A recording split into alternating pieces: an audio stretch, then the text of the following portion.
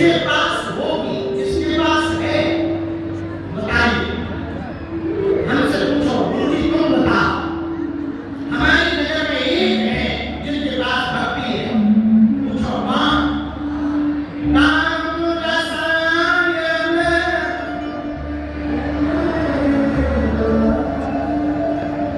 सदा रहो रघुपति। जिसके पास भक्ति है, अरे बोलो ना, हनुमान जी के पास। यदि हम हनुमान जी की शरण पकड़ लेंगे, पांच लोग हम सब हनुमान जी की शरण पकड़ लेंगे, हनुमान जी के पास में राम रसायन है, एक बूंद भी यदि उनकी कृपा की मिल गई तो जीते जी मुक्त हो जाएंगे। भगवान की भक्ति को पा जाएंगे। एक बात और बोले, कह दो, बोलो मेरे जोर से कहो। हनुमान जी के पास राम रसायन तो है। आजकल वैज्ञानिक मंगल ग्रह पे जीवन खोज रहे हैं, अच्छी बात। ये निरंतर बातें होती रहनी चाहिए, कुछ ना कुछ प्रोग्रेस होनी चाहिए, रिसर्च होती रहनी चाहिए, खोज होती रहनी चाहिए। हम एक बात प्रार्थना करें, कह दो, कहो जोर से कहो।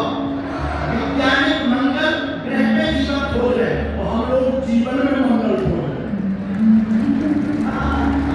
वैज्ञानिक मंगल ग्रह पे जीवन, हम लोग कहाँ मंगल खोज रहे हैं? बोलिए बोलिए, जीवन में मंगल। और जीवन में मंगल कौन कौन पाना चाहता है? आप भाइयों, एक उपाय है, पूछिए कहाँ से श्री विभूषण सिंह भी आए ना, अयोध्या से, वहाँ रामलला की एक चौपाई कही जाती, पूछिए कौन सी? अरे जोर से तो बोलो। मंगल भवन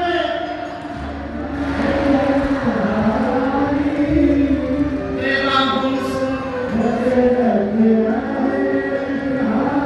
यदि आप मंगल पाना चाहते तो मंगल भवन मंगलहारी श्री राम जी की शरण में चले जाइए, मंगल ही मंगल हो जाएगा।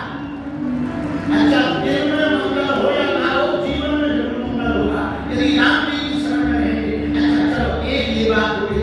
दूसरी बात इसी में, हम राम जी की शरण में जाएंगे तो मंगल होगा, क्योंकि मंगल भवन मंगल हारी। लेकिन राम जी के सेवक कौन है? बोलिए, हनुमान जी। और हनुमान जी मंगल करते हैं क्या? ए हा मंगल मूरत भानु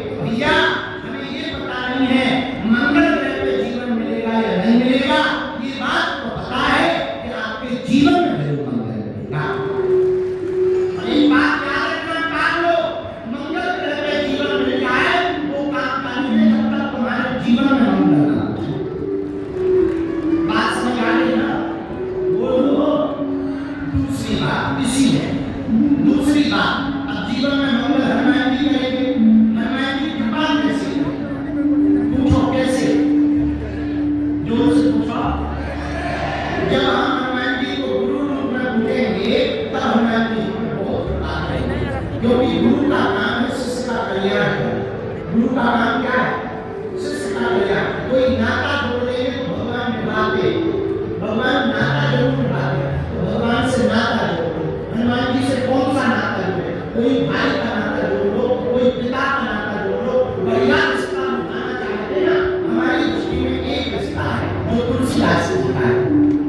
जय जय जय हनुमान गोसाई कृपा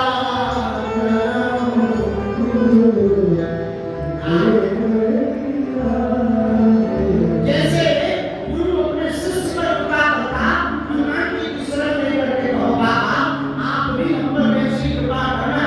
भैया माता पिता की डांट और गुरु की याद जिसने खाली इसका बेड़ा पार हो गया। शीश दिए गुरु मिले अपनी सबको जान। भैया गुरु का मिला बहुत कहने पर कोई गुरु अच्छा नहीं आएगा। हमने पहले दिन कहा था फिर दोहराया, अच्छा और सच्चा गुरु किसी भी रंग को राजा बना सकता है। नरेंद्र नामक बालक को विवेकानंद बना दिया। ब्रह्म ऋषि ने क्या हुआ? विवेकानंद भैया एक प्रार्थना करें, ये तो करो जोर से बोलो। जिसका गुरु बलवान होता उसका चेला पहलवान होता। जिसका गुरु बलवान होता है उसका चेला पहलवान होता है। गुरु रूप में आप हनुमान जी को पूजो, हम काव्य के साथ रह सकते। हनुमान जी आपका कभी बुरा हम कोई कथा याद आती वृंदावन की बात है। वृंदावन में महात्मा रहते थे, उनका नाम था रामदास। बड़े झोपड़ी में रहते थे, नाम रामदास। परम वैष्णव ठाकुर जी की भक्ति करते, सदैव श्री राधा कृष्ण के गीत गाते, छोटे से सालिग्राम की उम्र करते, अकिंचन महात्मा, अक्कड़ महात्मा, झोपड़ी में रहते। ध्यान से सुनना, गुरु कृपा क्या होती है। झोपड़ी में रहते थे भैया, उनका एक चेला था।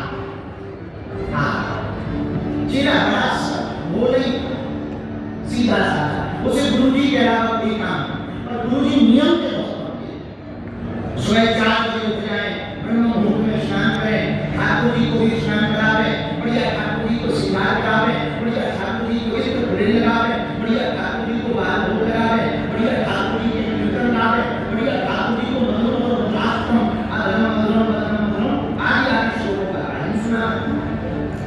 शिष्य उनका बड़ा सीधा, शिष्य का काम था भोजन बनाना, गुरु जी की सेवा करना, और गुरु जी जब शाम को लेट जाए तो चलो की सेवा करना। पर गुरु जी का एक नियम बड़ा कठोर था कि जो रसोई बनेगी वो रसोई कोई बन के अपने ना देख पाए। ठाकुर जी को बोल पंडित जी बहुत ध्यान सुनना। साधु का नियम यदि पक्का हो तो साधु है। लगोट का पक्का, नियम का पक्का साधु होना चाहिए। साधु को एक ही करेगा, बदनाम न होगा। साधु को एक करेगा, बदनाम न होगा। तो साधु को यदि अपनी साधना करनी है तो एक बात याद रखना चाहिए, भोजन और भजन दोनों पर कंट्रोल रखना चाहिए। दोनों पर कमाई हो, भोजन पर भी भजन पर भी कमाई। भोजन पाओ, अभी हम प्रसाद पा रहे थे, हमसे उन्होंने पूछा कि आप खाली खाली क्यों मंगाते हैं? उनका भैया पहले हमारी मूर्खता थी, अब हमारी मूर्खता कम हो रही है। भोजन उतना ही तो थाली में जो व्यर्थ न जाएगा। उन्होंने कहा आपका तो प्रसाद पाएंगे, उनका अभी हम भी चेला गुरु नहीं बने, हम भी सन्यासी बाबा के चेला, हम जब गुरु बन जाए तब तुम्हें हम का प्रसाद अभी समाप्त। श्री रामदास की बात, उनका नियम था कोई प्रसाद करके न दे, झोपड़ी में प्रसाद नहीं था। एक दिन की बात है, महात्मा जी साधना में बैठे थे, इनका चेला हुआ रोज तोड़ा चुपा करके लकड़ी खराब हो गया, वो प्रसाद बना रहा था भैया, और प्रसाद बना करके वो लकड़ी लेकर थोड़ा दूर चला गया। उतने में कुछ अंग्रेज आए। अंग्रेजों ने क्या किया, घास फूस की झोपड़ी को ऐसा धुआं देखा तो झोपड़ी तो घास फूस की थी, बड़े पकड़ मारना, तो झोपड़ी को ऐसे घास को एक तरफ करके झांक दिया। और जैसे झांका भैया, झांक करके जैसे ही वो अंग्रेज गए, चेला तो लकड़ी लेने आया, जब तक अंग्रेज चले गए इधर गुरुजी को पता लग गया। गुरु तो सब जानते हैं, गुरुजी को पता है। दौड़े दौड़े गुरुजी बाहर आए, बोला जी गुरुजी, जी गुरुजी एक बात बताओ, तुम आजकल बहुत नालायक हो गए, बहुत मूर्ख हो गए, क्या बात? गुरुजी क्या हुआ, एक बात बताओ, आजकल सेवा में तुम बहुत सावधान नहीं हो, बहुत सजग नहीं हो।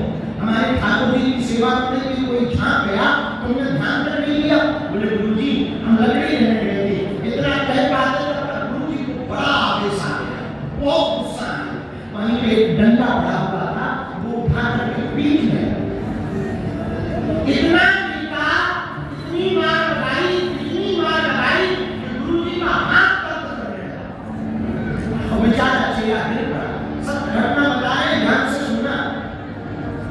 चेला जमीन पर गिर गया, शरीर में रक्त हो गया, बेहोश हो गया। गुरुजी मारे डंडा को फेंक करके अंदर चले गए। भोला आंखों में आंसू, शरीर में चोट, रोता हुआ शरीर को खटकार कर ऊपर उठा। भैया ऊपर उठकर के तुरंत गया, रसोई को साफ किया, फिर से रसोई जितनी बनाई थी वो माता को खिला दी, फिर से नया चौका चूल्हा किया, बर्तन को साफ किया, फिर से रसोई बनाई। रसोई बना करके उसने तैयार की, तैयार करके थाली लगाकर लेकर गया। तब तक शाम हो गई, 4-5 बजे। गुरुजी ने थाली दी, ठाकुर जी के सामने रखी, ठाकुर जी को भोग लगाया और भोग लगाकर गुरुजी आपको जल्दी लेटे। जैसी जल्दी लेटे ना भैया, वो चिल्ला गया, भोला चरण दबाने लगा। पुराना जमाना, रात थी, लाइट तो थी नहीं, दीपक जल रहा था, दीपक की रोशनी में ठीक से चेहरा दिखाई नहीं पड़ रहा था, लेकिन वो चरण दबाते दबाते ना उसकी आंखों से टप टप आंसू बह रहे थे। एक आंसू की बूंद गुरुजी के चरणों पे गिरी। तो जैसी चरणों पे गिरी तो गुरुजी ने पूछा, भोला क्या बात, तबीयत ठीक है, तू रो रहा, क्यों रो रहा है? ये देख मेरे आंसू गिर रहे हैं, क्या बात? मैंने तुझे आज बहुत पीट दिया, इसलिए रो रहा। गुरुजी हम इसलिए नहीं रो रहे कि आपने हमें पीट दिया, हम इस बात पर रो रहे हैं कि आज हमारे कारण ठाकुर जी को आपको बड़ी देरी से भोग मिला।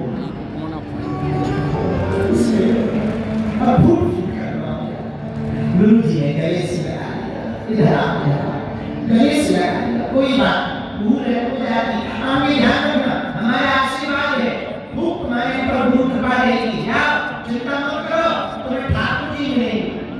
इतना कहकर गुरुजी सो गए। सुबह हुई, मॉर्निंग पर मॉर्निंग घटना घटनी थी। ध्यान से सुनना मेरे पागलों, सच्चे गुरु की कृपा होती है तब क्या होता है, याद रखना मेरे प्रिय जनों। सुबह हुई, गुरुजी का रोज का नियम था वृंदावन की परिक्रमा करने का। वृंदावन की परिक्रमा के लिए गुरुजी उठे, चेला भी उठा, आगे आगे गुरुजी, पीछे पीछे चेला, सब जाने लगे। जैसे जाने लगे भैया, बीच में ही चेला रामदास को बुखार आ गया, जमीन पे लेट गया। जमीन पे लेटा तो बाकी शिष्यों ने कहा, गुरु भाई क्या हुआ? बोले भैया गुरुजी आगे निकल के जरा उनको बुलाओ, लगता है हम आगे जिंदगी में परिक्रमा नहीं कर पाएंगे, हमारी जिंदगी का अंतिम दिन। तो मैं थोड़ा ऐसा मत हो, अभी बोला गुरुजी भोला की तबीयत खराब हो गई, आप वापस लौटो। गुरुजी कीर्तन करते हुए वापस आए, चेला से पूछा क्या बात है, तुम क्यों पड़े हुए हो? भोला बोला गुरुजी लगता है आज अंतिम दिन है, सांस तेज चलने लगी, जोर से ज्वर आ गया, गुरुजी हमें क्षमा करो, साथ तक का ही हमारा साथ था, अब यहाँ से बिछड़ जाए। लेकिन फिर अगले जन्म में जन्म लूं, हमें आशीर्वाद दो, आपके ही चरण में। गुरु जी ने कहा ऐसा मत करो, कुछ नहीं होगा, ठीक हो जाएगा, ऐसा मत करो। गुरु जी हम सच कह रहे हैं और बुरा न मानो। गुरु जी एक प्रार्थना करें, 2 निवेदन हमारी अंतिम स्वीकार कर लो, हमारी आत्मा को शांति मिल जाएगी। हाँ बोलो बेटा। गुरु जी पहली प्रार्थना तो है, आप हमें चरणों का आपके चरणों का अच्छा। तुरंत गुरु जी गए, उसके मुख पर अपना अंगूठा लाए। बाकी शिष्यों ने जल डाला, भैया उसने चरणामृत पिया। जैसे ही चरणामृत पिया तो बोला गुरु जी अब दूसरी प्रार्थना और सुनो, मैं अपने प्राण आपको देखते हुए निकालना चाहता हूँ, बुरा न मानो तो आप हमारे सामने खड़े हो जाओ। गुरु जी बोले ठीक है। अब गुरु जी सीधे साधे शिष्य के सामने खड़े हो। जैसे ही पैरों के पास खड़े हुए भोला के, तुरंत ये उठने की कोशिश करता हुआ हाथ उठा के बोला गुरु जी हम आपको देखते हुए प्राण त्यागना चाहते हैं, किसी दूसरे को देखते हुए प्राण नहीं त्यागना चाहते। गुरु जी बोले यहाँ तो हम ही है, दूसरा कोई है नहीं। ये बोला काय को झूठ बोलते हो, आप बगल में देखो, इस बालक को हटाओ, ये बालक हमें बुला रहा है, इसको हटाओ। गुरु जी ने इधर तो कोई नहीं। गुरु जी आप दाहिनी तरफ देखो,